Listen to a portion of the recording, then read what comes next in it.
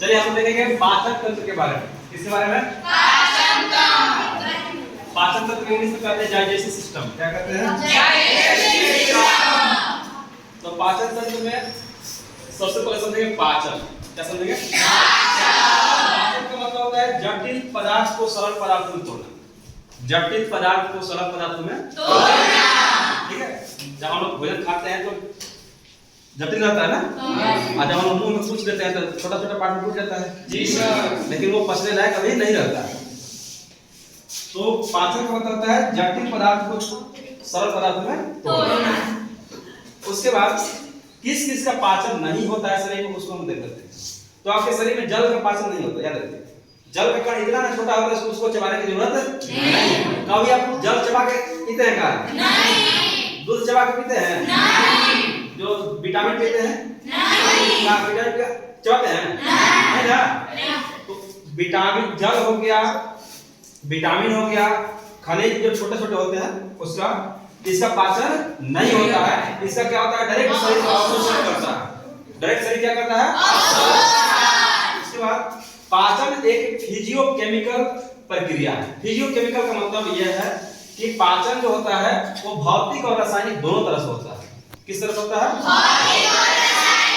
दोनों तरह से क्रिया होता है। भौतिक का मतलब हो गया मतलब थोड़ना कुचना मतलब तोड़ना। भौतिक का मतलब क्या हो गया? तोड़ना। और रासायनिक का मतलब केमिकल के द्वारा उसको गलाना। ठीक है? केमिकल के द्वारा जैसे हम लोग मुंह में जब भोजन रखते हैं तो सबसे पहले क्या करते हैं?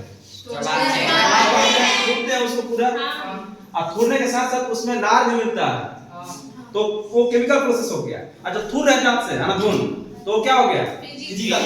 फिजिकल प्रोसेस हो गया। ठीक है? इसलिए भोजन जो पचता है वो किस प्रोसेस पड़ता है? फिजियोकेमिकल प्रक्रिया के द्वारा। फिजियोकेमिकल प्रक्रिया के द्वारा। ठीक है? पाचन का जो मुख्य कार्य होता है भोजन से ऊर्जा का निर्माण करना। शरीर में भोजन का पाचन क्यों होता है? ऊर्जा निर्माण करने के लिए। शरीर में भोजन का पाचन क्यों होता है? ऊर्जा निर्माण करने के लिए। क्या आपको कोई डाउट? तो आप बताइएगा पाचन का मतलब क्या होता है?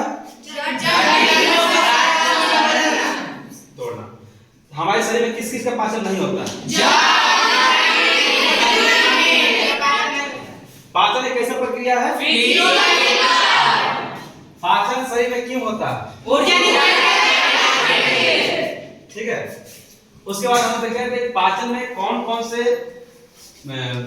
अंग जो होते हैं शामिल होते हैं और कौन कौन से ग्रंथि शामिल होते हैं। ठीक है? अंग अलग है और ग्रंथि अलग है। तो सबसे पहले आता है आपका आहार नाल। आहार नाल की जो लंबाई होता है कितना फीट होता है? 32 और मुख कुआ से लेकर रेक्टम तक की लंबाई कितना होता है? 32 फीट। ठीक है? आहार नाल की लंबाई कितना होता है? 32 फीट। तो पाचन देखिए कौन कौन सा भाग लेता है। सबसे पहले आपका भाग लेता है मुख कुआ। क्या भाग लेता है? मुख कुआ। मुंह में भोजन क्या रखते हैं ना। उसके बाद आपका आता है ग्रास लाइन। ग्रास लाइन जिसे फूड पाइप कहते हैं। क्या कहते हैं? Food pipe. फूड पाइप भी पाचन की प्रक्रिया में भाग लेता है। उसके बाद आपका भोजन जाता है कहां पे? आमाशय में। आमाशय में जाता है। उसके बाद भोजन कहां जाता है? छोड़िया। उसके बाद कहां जाएगा? छोड़िया।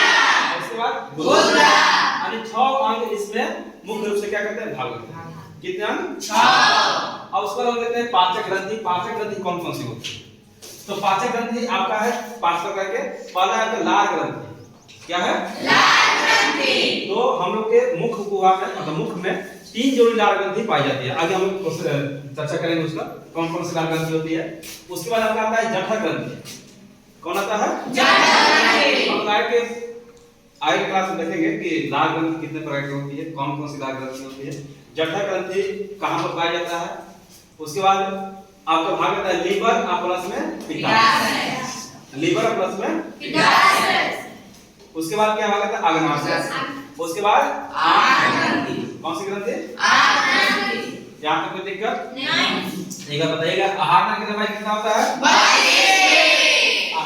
पाचन की प्रक्रिया में कौन कौन सा भाग लेते हैं?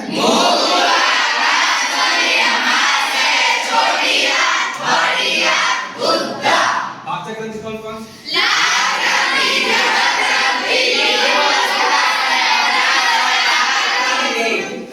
ठीक है? इसके आगे क्लास में हम लोग इसके बारे में डिटेल से